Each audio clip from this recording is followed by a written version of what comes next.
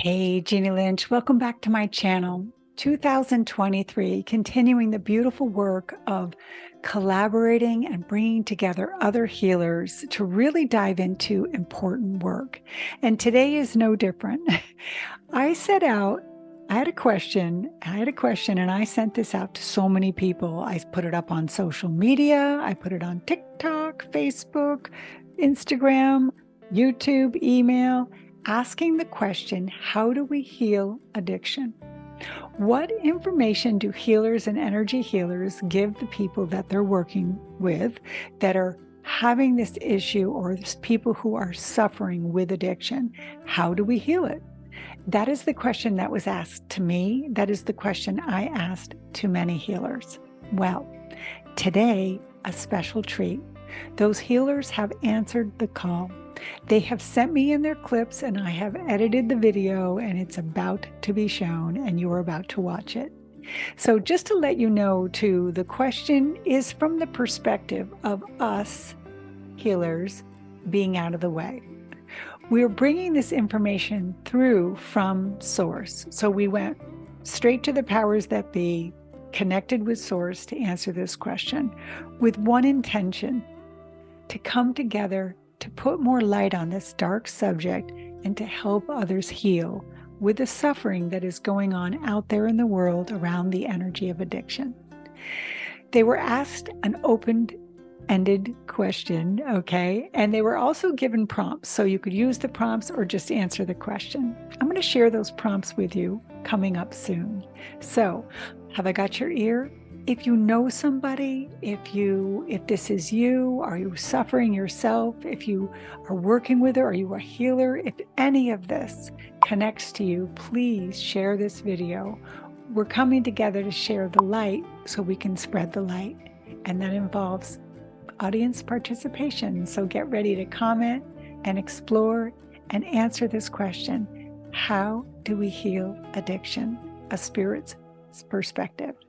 That beautiful video, it's coming up next.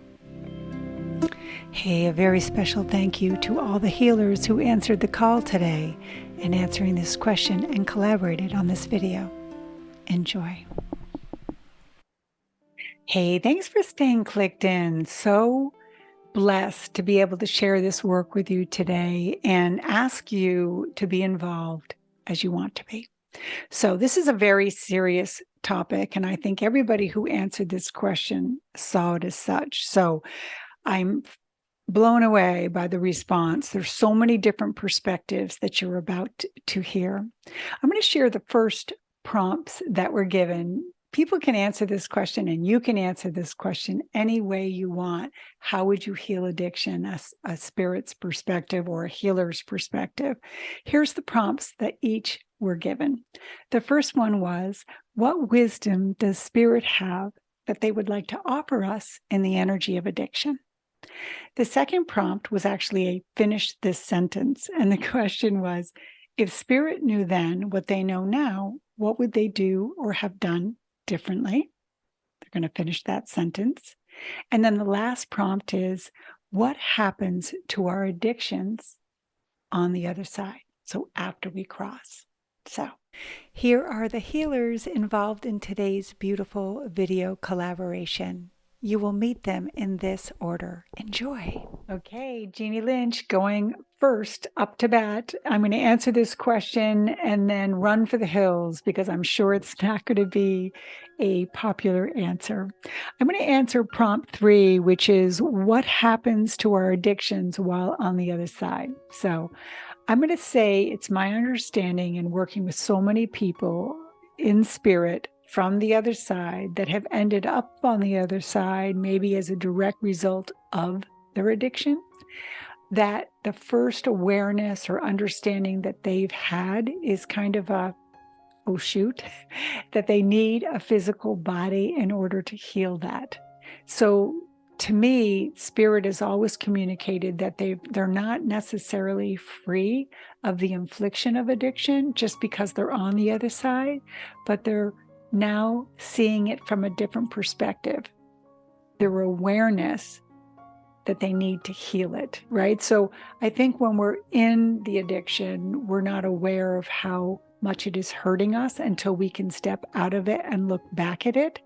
And there's a broader perspective. And I think that crossing away from the spirits I worked with provides them that view of a larger perspective and the understanding that they need a physical body in order to break that addiction. So while they're on the other side, I absolutely think that they are healing that. They're working with others who can help heal them. I don't think they resolve that infliction. I think they need to be in a physical body in order to do that. And for every soul, that journey is different. So I know. Let's keep going. If Spirit knew then what Spirit knows now, they would know that they needed to address their trauma, either in their lives or in their ancestors' lives. Addiction is a trauma response. We take on these harmful chemicals, whether it be in drugs or food or alcohol, or activities such as running or swimming or, working. Those addictions help us to stuff down all of the feelings and triggers from past traumatic events. And these events could come from your own childhood, they could come from work environments, they could come from your ancestors. You can inherit traumatic energies from your parents, or you can get them from your ancestors going through your lineage. They're not necessarily inherited. But these trauma energies, if they're not dealt with, can cause the addiction to be more profound. I found when I was healing from my smoking addiction, it was just to cigarettes, but it was still addiction nonetheless. I found that I had a lot of inherited energies from both sides of my family. And ironically, both of my parents smoke. And even more ironically, 3 of us 4 siblings were smokers. So I think there's something to be said about inherited addiction energies and them going through family and them being inherited. They say that you inherit your addictions from your family, just like you inherit your illnesses from your family. So dealing with those trauma energies and dealing with any conscious trauma that you know of can help you to eliminate those addictions from your life. Hi, this is Linda Lang from ThoughtChange.com. I love what Jeannie is doing here, and I am happy to participate. I chose Jeannie's first prompt, what wisdom does Spirit have to offer us about addiction? When I need a higher perspective, or I wish to connect with a deep spiritual wisdom, I center myself and I open to a highly evolved counsel and ask. This is what came through. Addiction, dear one, is the curse of a society gone astray. For each soul needs to find purpose in their life, purpose in contribution, connection, and value on an inner level, meaning that they find value in the service that they give to life, and on an outer level, meaning they feel valued and recognized for their efforts. Currently, in the human equation, this need of personal fulfillment, to a large extent, has been lost, and hence many humans have also become lost. How can you seek to remedy this? First, fill your cup. Find a community that supports you and in which you can also support others. Fill your emotional needs with love, grace, gratitude, and service. That way you'll be less likely to fill these needs with substances, compulsive behaviors, or addiction to pain. As more people break away from addictive tendencies, more balance will be brought to the whole.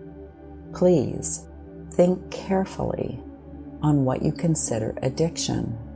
Consider all impulsive behaviors that do not serve you or do not serve the community.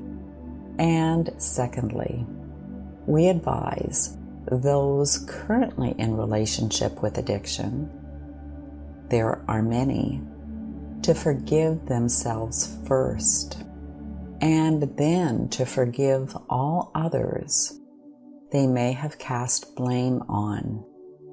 Please know that if there is a will, there is a way. The path may be challenging, but challenge can bring strength and personal satisfaction. Please remember that all lives and all paths are worthwhile. By this we mean the soul experiences, the soul learns, the soul grows in wisdom, understanding, and compassion. The suggestion we have for all is to release judgment and rather fill your heart with compassion. Thank you. As an empowerment facilitator, I am of the understanding that I am not here to heal you, but I am here to present potentials for you to heal yourself. And I do this in support. So how do we heal addiction? Addiction, as with all human conditioned response to traumas and conditions of the physical nature,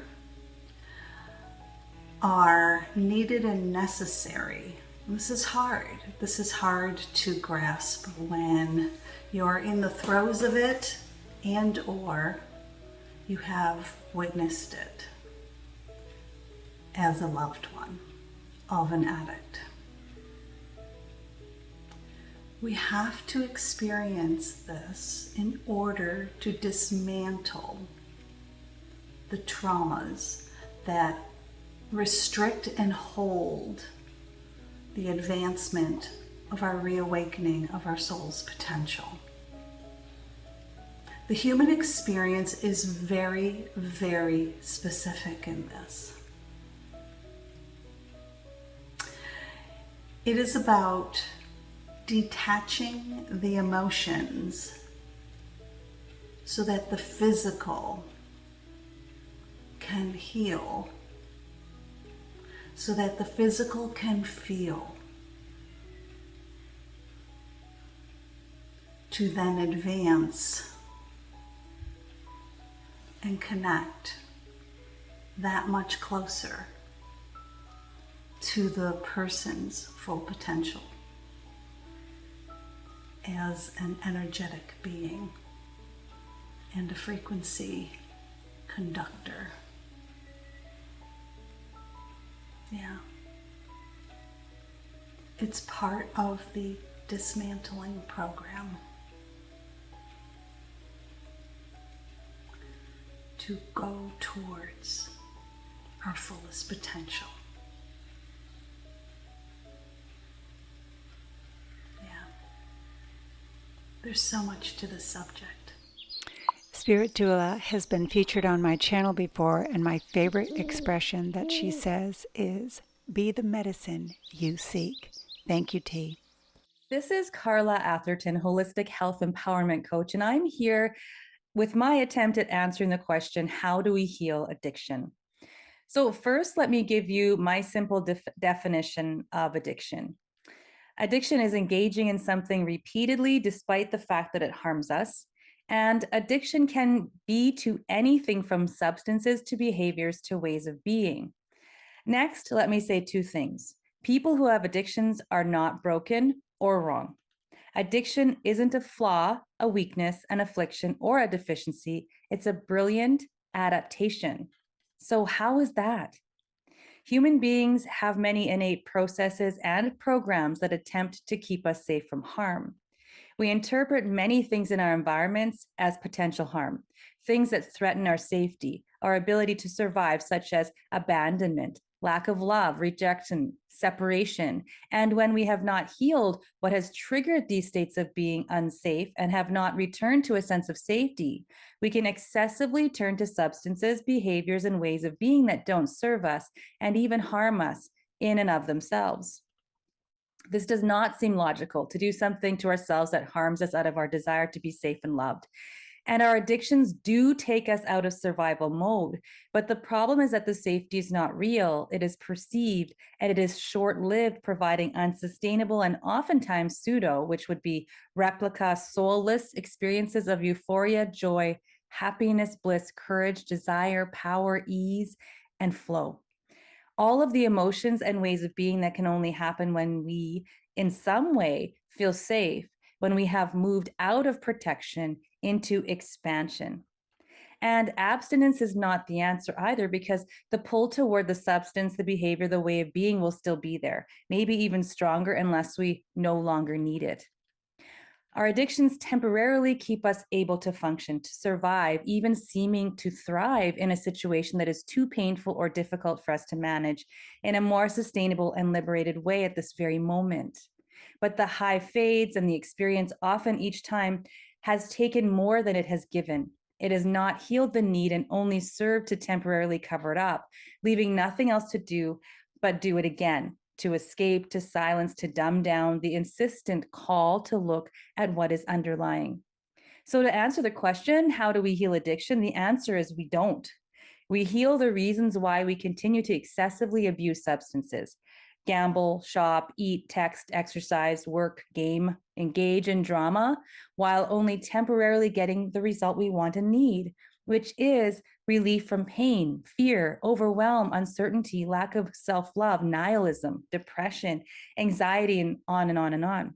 When we run away, numb, dumb down, and override our dis-ease, it will always come back as soon as we stop.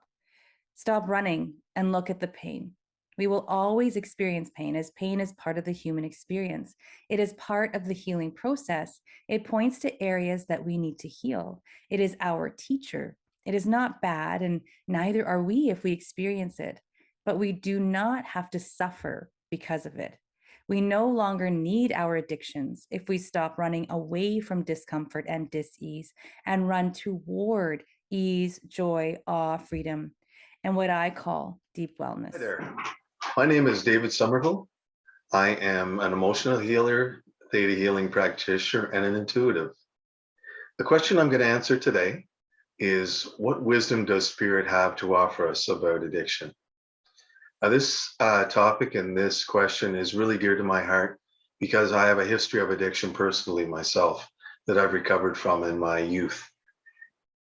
The wisdom I was given, that I received, was during a one-on-one session I was having with a client that was wanting to break her addiction of marijuana.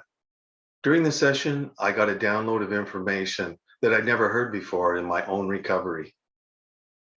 That addictions are a pseudo attempt by the person to reconnect with their own heart space divinity and the feelings associated with that, feelings of joy, wonder, and more.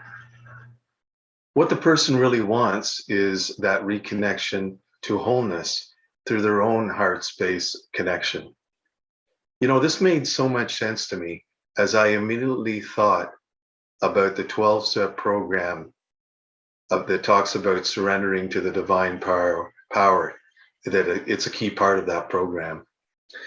As well, I thought about my own path to healing my addiction that started with me attending a weekly meditation class and followed by my personal healing journey. The key part of these examples was about creating a heart space awareness so I could experience the divine wholeness within myself, which fulfilled the need I had that the drinking and the drugs could not do for me. So what was the solution I gave my client?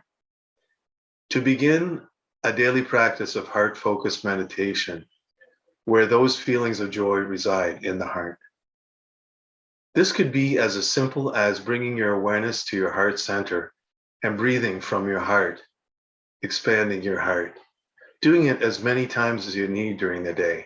When you feel stressed, when your mind is chattering, or your body is reacting in some way.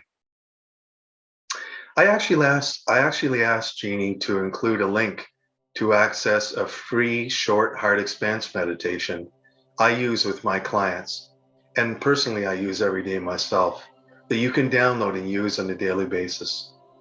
I found that once you did the meditation a number of times, you don't have to listen to it anymore, but only take a number of deep breaths, expanding the heart energy with each breath. My body would automatically know what to do from there.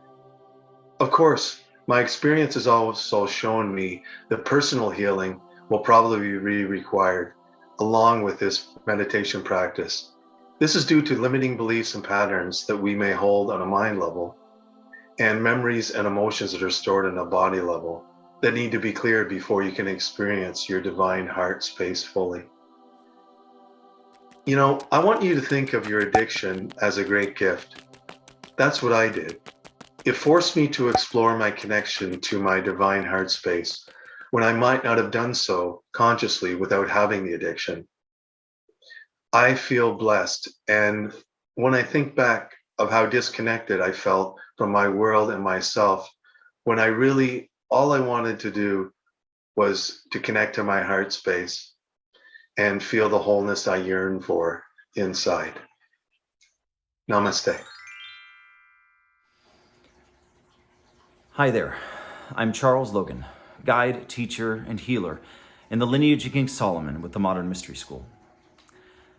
When it comes to wisdom to share about addiction, if the question is how do you heal addiction, then in my experience, the answer is that you don't.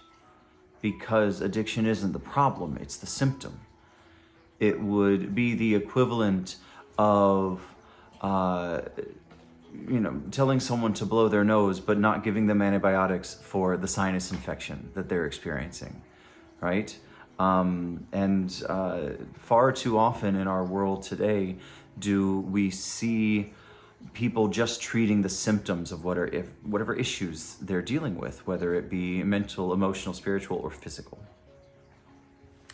In the case of addiction, in my own personal experience, with my own struggles with it, and in my experience in helping many others to overcome their problems and issues in that area, it has always come down to finding the root problem and the core reasons why the substance or substances were being abused in the first place.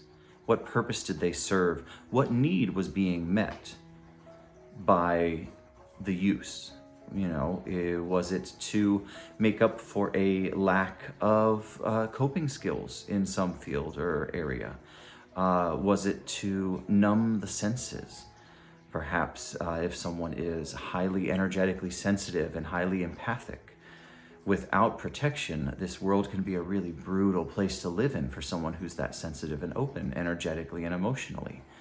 And there are many people in the world today that are just using whatever substance they can get their hands on to dull down their senses, to make the world less abrasive and less harsh and less difficult to deal with. And I've seen many different versions of that. For myself, one of the most poignant realizations that I had was that we often talk about people drinking or using a substance in order to become someone else. In my case, and I found this to be the case with many others, I had blocked off and shut down and put up so many walls and masks and barriers between me and the world that it was only when I was under the influence that I would be courageous enough, brave enough and also to feel safe enough to let those down and be myself. So I wasn't using to be someone else. I was using so that I could be me, because it was the only way I felt like I could be. Now, that was a big realization for me, because then it meant that I wasn't trying to heal the substance or the issues with the substance. I needed to heal everything else around it that was causing all of the pain that I was using to cope. It also meant that I needed to learn how to protect myself. And it meant that I needed to learn how to express my emotions safely and healthily. And those were two big keys. And once those two things were taken care of, once I got to a point where the issues that were causing me to use the substances in the first place were gone, then the addiction just dissipated. It was just no longer an issue, and it is no longer an issue for me now. And this has been years. So I can't speak for everyone in the world, but I can speak for myself and all of those that I have worked with, that if you're struggling with addiction, find out what the real problem is and deal with that. And the addiction then will take care of itself. Hi, my name is Chris Lippincott. I'm an international medium, best-selling author, and spiritual teacher. And I'd like to discuss with you for a few moments what wisdom that Spirit would like to share with us about addiction, which seems to be a very prevalent and hot topic these days. One of the things that I've often found when I'm doing readings is that sometimes we'll get adult children of parents coming through who have transitioned as a result of an addiction, oftentimes a drug addiction and an overdose. What always comes through, first and foremost, is the sense of love that this young adult, this child of the parent, has for their parents, the overwhelming sense of love, and also the sense of regret that they hurt their parents. They certainly never intended to have any hurt of their parents, let alone themselves. And there is a sense of remorse, there's a sense of regret, and there's a sense that they wish that this had never happened. That being said, what we also find very strongly and very frequently is a sense of growth, spiritual growth, and a sense of increased love that they're receiving on the other side. They let us know in no uncertain terms that they're surrounded by love, that they're surrounded by spiritual teachers in the non-physical that teach them how they can learn to love themselves. Because we've grown to learn that addiction is a lack of self-love.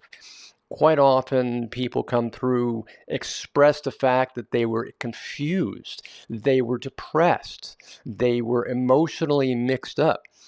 And the parents often say, yes, that was accurate. What's also interesting is we'll get the details of two split personas, a public persona that gave the impression to so many people that this person had it all together, everything was great. But the very private, hidden persona that few people ever knew, that there was something very wrong, very depressed, very mixed up, very emotionally clouded, and there was something deeply disturbed emotionally. And quite often we find that that happens when the person is looking for some type of addiction, a fix, something to get them out of that emotional problem. And based on the severity of the addiction, that addiction, unless it's resolved in the physical, is going to be carried with them into the non-physical. And that is something where they need to learn how to love themselves. And that's where their guides, their helpers come through and teach them how to learn to love themselves. I can speak from personal experience, for example, with my mother, who was a raging alcoholic all my entire life. When she transitioned, I got specific information from my guides of where she was, how she was doing, and the sense that she never loved herself and still didn't love herself when she was in the non-physical, and that she needed help. So we were all praying for her. They were trying to help her, and over time we got the very distinct impressions that she was getting better. She was learning to love herself. She was being very hard on herself, and that's what has come through with a lot of my readings. And so overall with addiction, it's a question of how can we learn to love ourselves? We learn to love ourselves in the non-physical, but sometimes if the spirit has not learned to love themselves, the addiction that's still not been resolved, they come to seek that fix, that hit, that feeling that they can't get in the non-physical. They seek it here in the physical vicariously through people who are doing it themselves, whether they're trying to feel the feeling of somebody who's drinking, feel the feeling of someone who's getting a drug fix. It's not necessarily a possession, but they're vicariously partaking in that feeling by interacting with a human in the physical who's, doing this. They'll encourage a person to have one more drink, encourage another person to have one more hit. So that way they can get that sensation that they can't get in the non-physical. But ultimately, it's all about how can they learn to love themselves, and that's what comes through. And they express that love through others, especially to their loved ones when it comes through. So I hope that's some type of explanation, some type of help of what Spirit's trying to let us know in the non-physical about their addiction. If you'd like to get in contact with me, you can reach me at my email, chris@montclairmedium.com, and I hope I can help. All the best. Sending you love and light.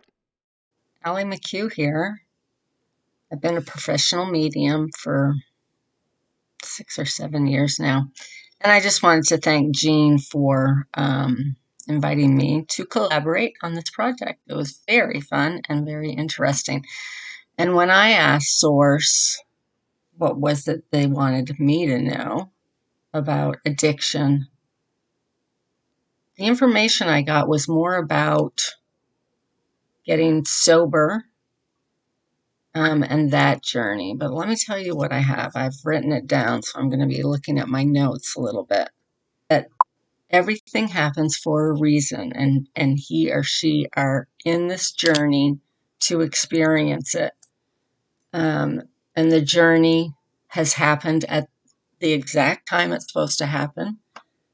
And so are the things that are happening during the journey, happening when they are supposed to happen, and everything happens for a reason.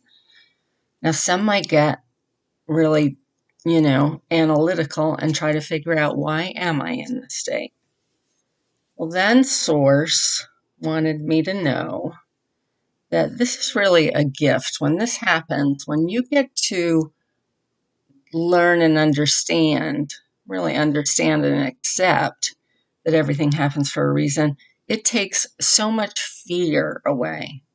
As when you know that you have no control over what happens and it's in Source's time, then why do you need to worry, right? When you can really let go. So that's a real gift. Started talking about the steps, and that they wanted to share with me the steps. And those who can truly humble themselves will succeed. And what I was shown was ego in the form of human personality, and ego is the block. And when there is no ego, then the addict can humble themselves. When they humble themselves, they are vulnerable and they're open to receive, and they're willing to do whatever, because what has happened is acceptance is coming in. Acceptance is happening within, and they're understanding that there's a problem, that that they haven't gotten it right so far, all the attempts that they've tried, and maybe there's another way. Maybe they don't know everything. So when that acceptance comes in, coupled with everything happens for a reason in the time it's supposed to happen, you have no control over it, this really boosts the addict to stop, to take notice, to succeed, and to grow. Lastly, this was the really cool part, was the addiction is a symptom of what source or the universe is really wanting from the addict. They use the addiction to get the addict into the position where they have to choose. Are they going to accept, this path, and this path being everything happens for a reason, I'm not in control, I should surrender, and then comes acceptance, right? Choose that path or this path, whereas this path is ego. This is ego. I can do it myself. I don't have a problem, right? So the addiction itself, the physical addiction, whether it's alcohol, pills, whatever it is, right, is a symptom. What is that helps to create the lesson. I hope I'm making that clear. And that is the test, is the lesson, the choice. And so it's ego versus no ego. Source wants us to be open, to be humble, to be authentic. When we're those things, and when there's no ego, which means there's no control, when we're those things is when we grow. That's the lesson. So that's what I got. And again, I'm really happy to be here. My name's Aly Mchugh. Information. Thanks. My last guest today is Debbra Lupien, and had to get on and explain Debra's work before we bring her up. She asked the question to Spirit. She channels the Akashic Records and works specifically with the angel Metatron. And when she asked this question, an Amy Winehouse from Spirit stepped forward.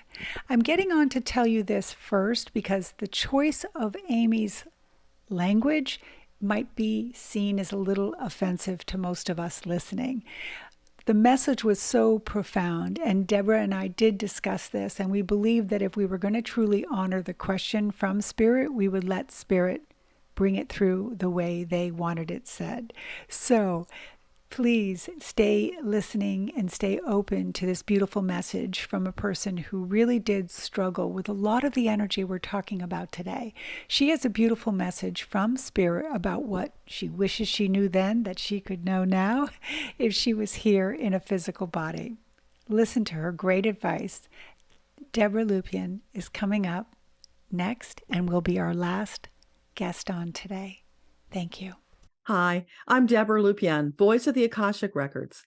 When Jeannie invited me to participate in this project, I immediately knew that Amy Winehouse was the expert I wanted to consult. I've often wondered whether she deliberately chose to be a member of the 27 Club and what drove her to destroy her life with what looked to me like careless abandon. Well, as it turns out, she had a massive monkey on her back, and I don't mean drugs. Amy was a male soul living in a female body. She suffered from gender dysmorphia, which was at the root of her addiction. But I'll let her tell you in her own words. What follows is my conversation with Amy from the afterlife.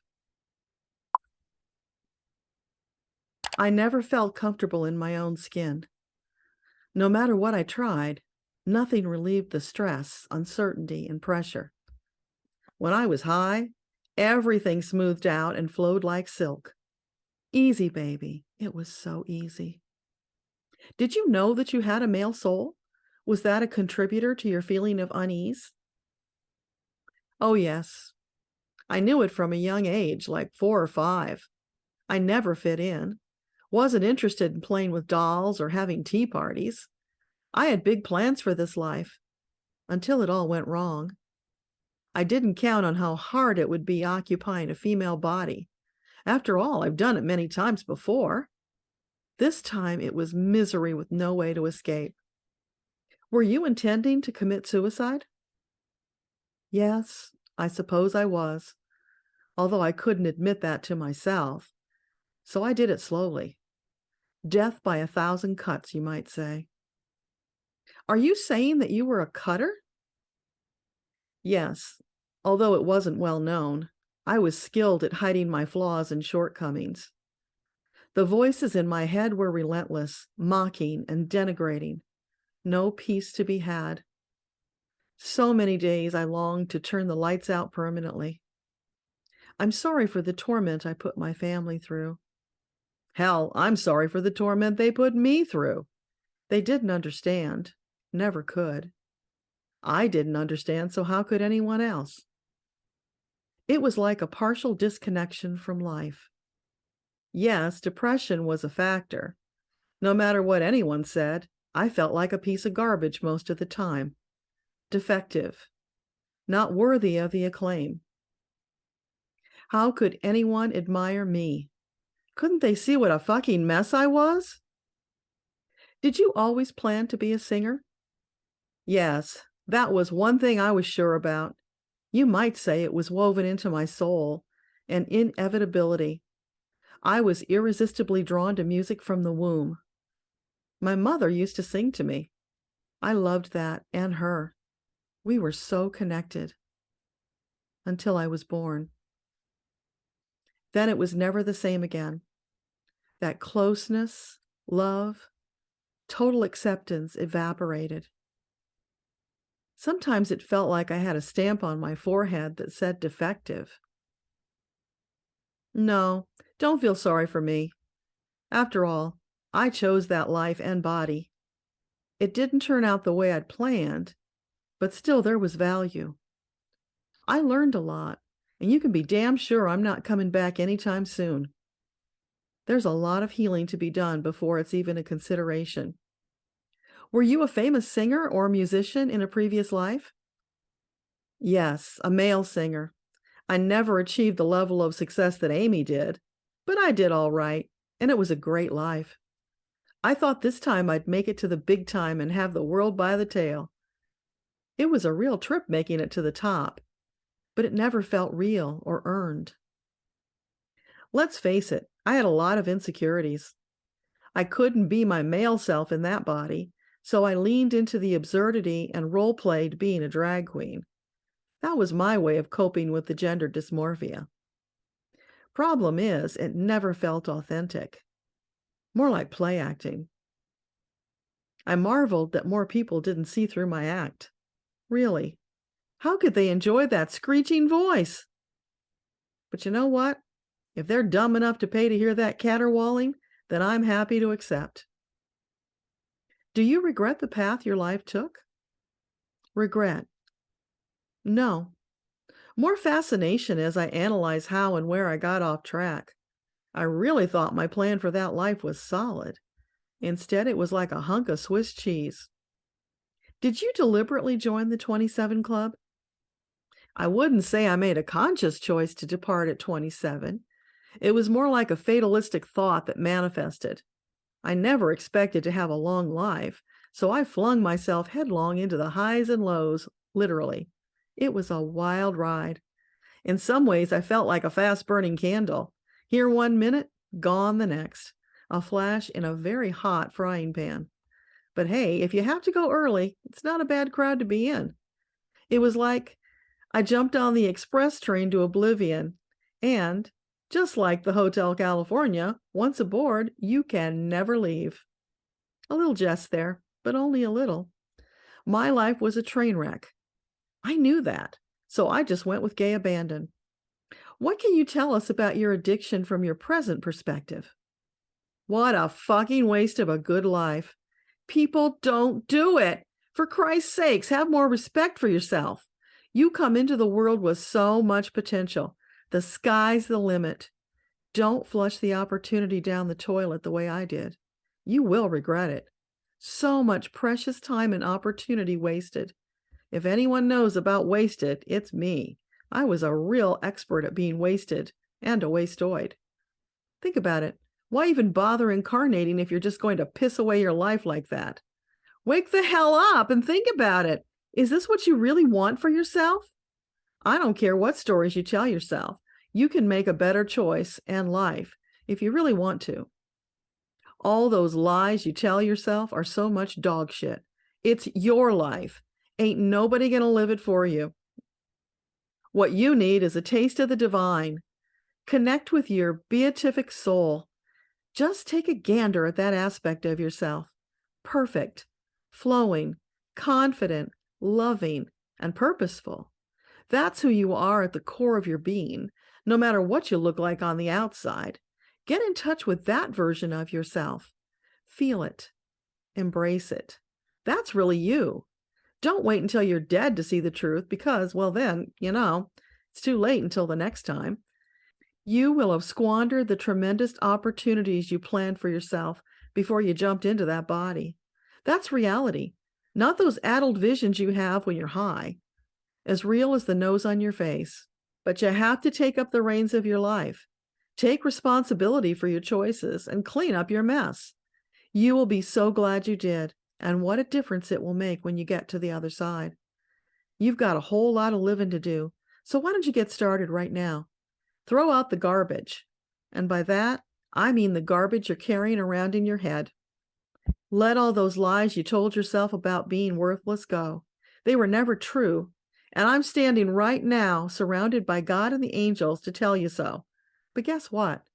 I was always surrounded by them. I just didn't know it. Think about that the next time you want to binge or get high. Do you really want to behave like that in the presence of divine glory?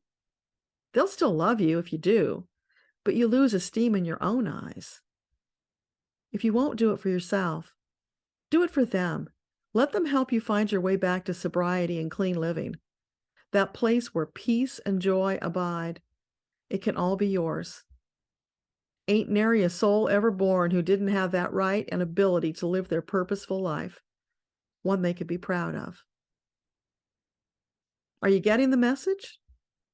Will you make a change for yourself and the ones who love you?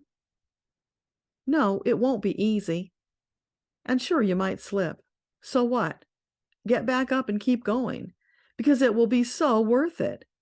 You're worth it. I know it's hard to believe, but take it from me. I'd do it very differently if I could. But it's too late for Amy. Learn from my mistakes. Shut down that evil voice in your head that taunts you about being worthless. It's a goddamn lie. Stop believing in lies and start listening to your angels. They'll tell it to you straight. And they're ready to pick your sorry ass back off the ground when you fall. You can't lose if you'll just make the choice to live the purpose you came here for. Okay, sermon over. Think about what I've said, then get out there and live your glorious life. I'll be here cheering you on. A very special thanks to all my amazing, beautiful energy healers who gifted me their time and energy and thoughtful responses today to this very important question. If you're watching this and you connected with any of the healers, please know that all their media links are in the description. And the one thing that we all agree is that it truly is a time to come together and help the planet heal. And this is the work of the light workers in today's world. So thank everybody who answered the call. Truly do appreciate it. Love and light to all of you, and thanks for showing up to this premiere. Bye now. Namaste.